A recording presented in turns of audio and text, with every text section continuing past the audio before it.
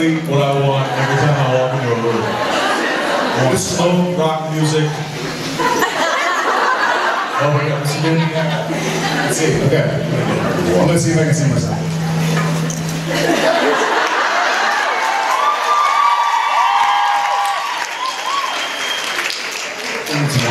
Hi guys, really happy to be here. Who understands English really well?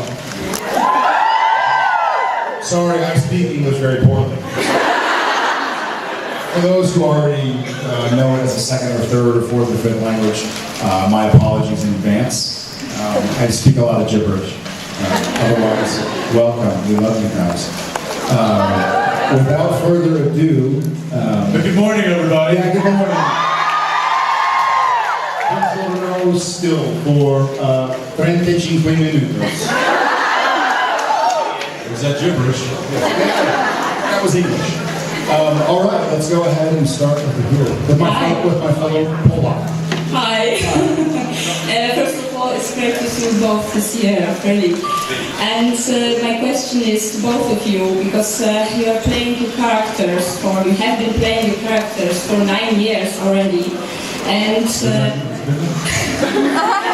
and I was wondering if there was a moment that you realized that Simon Dean has changed you as a person, your worldview, your life philosophy, that you have different, that you have learned something from them.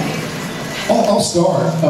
You know when it really stuck into me, I mean, really, is because there have been bits all along from the pilot. There were things I learned about loyalty and dedication, and I am a brother. He's a brother too. I have a brother. But in December, when I had my second son, Shepard, I realized that I had a lot of cool things to teach Shepard because of Sam and Dean. So now I have Tom and Shep, and I get to teach them how to be brothers. I get to just hand them a DVD. That's right. You basically plop it down in front of television and watch 9 seasons of a show. 10. 10 seasons of a show. And be like, and my father duty is complete. So I get the father via DVD. So that was kind of fun for me. Yeah, I don't know what I want to use. The show has, I think, yes, there have been lessons learned, I think, throughout the life of the show for Jared and I personally. But the show, outside of Sam and Dean, has changed our lives, kind of obviously. I mean, we've been a part of something that most people don't get to be a part of, especially in our industry, for much more than a few episodes, at the most a few seasons. So the fact that he and I are still on set slugging it out after 9 seasons, it's really something that we're proud of. And to go home at the end of the day and be proud of something that you do, that you're still passionate about, it's really fulfilling as not only as an artist, but as a person, and as a father, as a husband, and as a brother, and as a son, and a friend.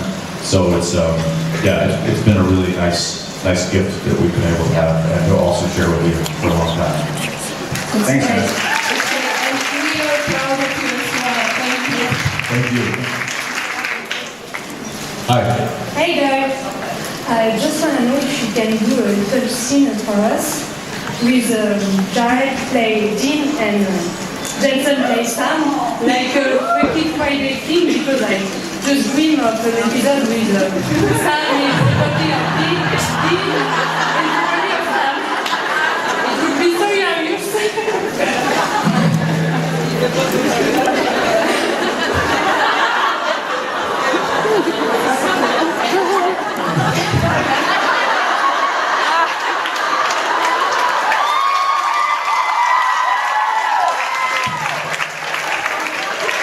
You know what?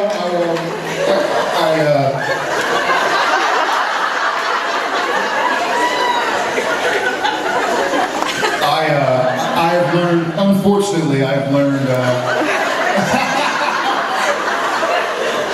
unfortunately,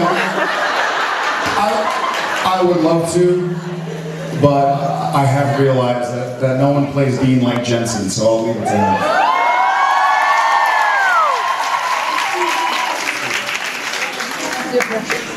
Thank you very much. You're very welcome. Yes. I'm glad to be back. Feels good, doesn't it? Feels real good. Hi. Hi. So I was wondering what are both of your opinions on Sam's relationship with Amelia, and do you think it bears any resemblance to Dean's relationship with Lisa, or was it a different kind of relationship altogether? I'll start with Sam and Amelia. Samelia. I was never a big fan. Hey, it kind of got everything to do with yes.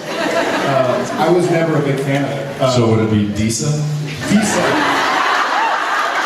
Or Lean. Nassim. I was never a big fan of it. I understand why the writers needed to do it, but I think the writers actually wanted to set it up to fail. It's another way of telling a story about how the brothers did need to be loyal to each other, is by putting them in other situations where you get to see it's not giving them happiness. You know, Sam wasn't happy with Amelia, and Leanne also is awesome. She's a doll. She's a great actress. I had a fun time with her. It wasn't her fault at all. That's the way it was written. It was written to kind of be a false attempt again at having a real life, like with Jessica. So I think that was an important story to tell. I think there were similarities to it. I think that it was, you know, it was an attempt to show the audience that these guys can never truly be outside of the world that they live in. They can try, and they can try to have relationships with people and protect them from the things that they know. But in the end, it's always destined to fail. So I think both Disa and Samelia were necessary to show that these guys can't stop or can't leave the supernatural world. And so here we are. Yeah. Were you happy with the Dean and Lisa storyline? Jared says he didn't really enjoy the Sam and Amelia one. I mean, I understand what you're saying. I mean, it didn't bother me. I thought it was a necessary storyline to tell, simply for the fact that it was propelling the inevitable story of Dean never being able to leave the world that his father introduced him to. So for that reason, I think it was necessary, and I enjoyed Cindy and working with her, and that was great. But you know, when she flashed the black eyes at me, she's got to go down. Now what is that saying, huh? What am I supposed to do? Hey, Dean's already down. Touche. Thank you. Thank you. Thanks.